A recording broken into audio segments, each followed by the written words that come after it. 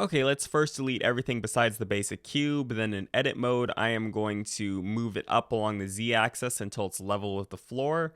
I'm gonna scrunch down the top here, and then I'm gonna add in a basic human being armature just for some extra scale. Now back in edit mode for the cube, I am going to fix the dimensions even more by scaling it along the Y-axis and making it a little shorter. Once you got it to a level that you want, I would I to inset, and then I'm going to Alt-E to extrude along normals to scale it up. So now we have kind of a frame and then a bed shape. I'm going to select all these corners here. I'm going to give them a tiny little bevel and turn up the number of segments of the bevel. And then I'm going to select the corners here, and then I'm going to give those little bevels and just very, very small. And then on the top, I'm going to give it a sort of a bigger bevel. And that looks pretty nice. Okay, let's make some pillows. So I'm going to add in another cube, name it pillow, and then in edit mode, I'm going to really shrink it down. And I'm thinking this is going to be like a pillow you'd prop against the wall, so it's going to be kind of squarish and a little tilted back. Once you get the ideal pillow shape, I'm going to add a loop cut in the middle. I'm going to scale it up. Then I'm going to select these outer faces, and I'm just going to scale them down a little bit. All right. I'm going to add in some more loop cuts, and I'm going to scale this one in and scale this one kind of down. And then I am going to select the middle points and scale them out. I'm going to add in a few more loop cuts for extra geometry. And then I am going to select these corners and scale them in just a little bit more. And that's looking pretty nice right now.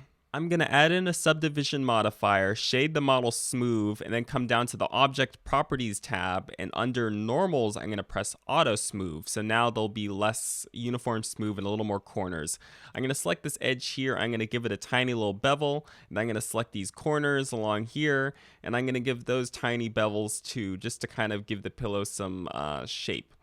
All right, now I'm gonna just Shift D to duplicate the model and just change the orientation a little bit, and then Shift D it again, same thing, just to give the pillows a little bit more variety. Perfect. Now I'm gonna make another flatter pillow, and basically the whole process is the same. At the beginning, you just take a cube and scale it down a lot, and then this one's gonna be a little more rectangle. I'm going to add a loop cut in the middle. I'm going to scale it out just a little bit and then add one on each side and scale this one in and scale this one in. I'm going to take the top and bottom and scale them out a little bit. Then I'm going to add in some more loop cuts, and I'm going to add another subdivision modifier. Looks pretty good. I'm going to shade smooth and repeat the auto smooth. Then I am going to take this edge and just give it a tiny little bevel. And I'm going to take these corners and push them back just a little bit. And that looks pretty much done. All right, I'm gonna put this so it's actually on the bed, slide it back over here. I'm gonna make it just a little smaller so that it fits on here, so we can put about 3.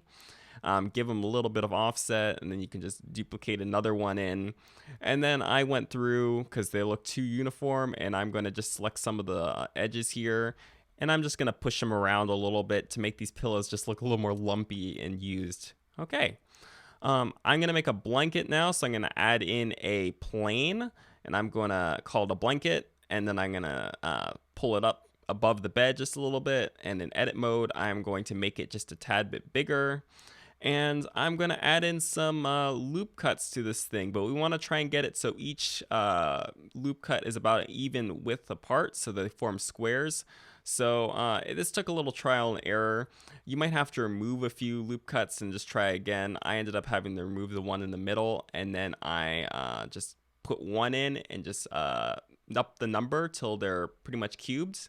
Then I'm going to take the whole thing and subdivide it. That looks pretty good. The reason why we're doing this is because we're going to do a cloth modifier. So I'm going to add a cloth to this, and I'm going to add a collision to the bedspread.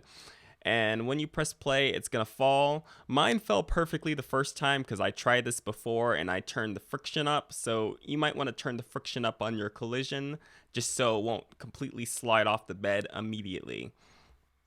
Then I'm going to add in a subdivision modifier for the blanket just to give it a little bit extra nice crispiness. Nice. Alrighty, that's looking pretty good. I'm going to just apply this cloth modifier so now it won't keep playing every time I move the timeline. And in the shader editor, I am going to start shading now. So I'm going to add in this texture of old cloth, and this is going to be for the pillows. I'm going to plug the texture into the normal here, and then I'm going to add in a bump node and put that in the middle here, and I'm going to plug the texture into the height. I'm going to select all these and press Cube Project. Perfect. Then with Node Wrangler, I'm going to select this and press Control T. In the UV editor, I am going to just take these textures and put them in the middle of the image here. Turn up the scale on the mapping node to about 4, and then we're going to just press invert here and turn down the strength. Perfect. I'm going to also plug this canvas texture into the specular, and I think that looks pretty good right about there. For the other pillows, I'm going to open this first pillow texture we made, and I'm going to press this little duplicator symbol here to make this its own new texture. So now we can change this texture without affecting the other pillows. Honestly, I went back on it here and I decided to make these pillows white and change the tall pillows to kind of a light gray because I think that just looks better. And then we're going to go on to the bed spread. So I'm going to make 2 textures for the bed spread, a bed frame and then just a bed texture. In edit mode, I'm going to select the top and assign that to the bed. I'm going to press Control I to select the bottom, and I'm going to select that to the bed frame.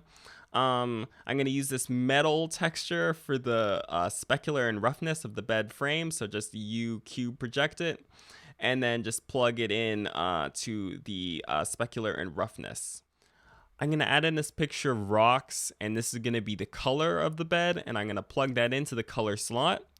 And then I'm going to add in a color ramp and plug this into the roughness down here just so I can dial in how shiny and reflective it is. Perfect. For the bed, I'm going to copy over this node setup from the pillows, and I'm just going to paste that in here, and I'm just going to plug that into the normal and into the specular, and I'm just going to give it kind of like a very slight cream color.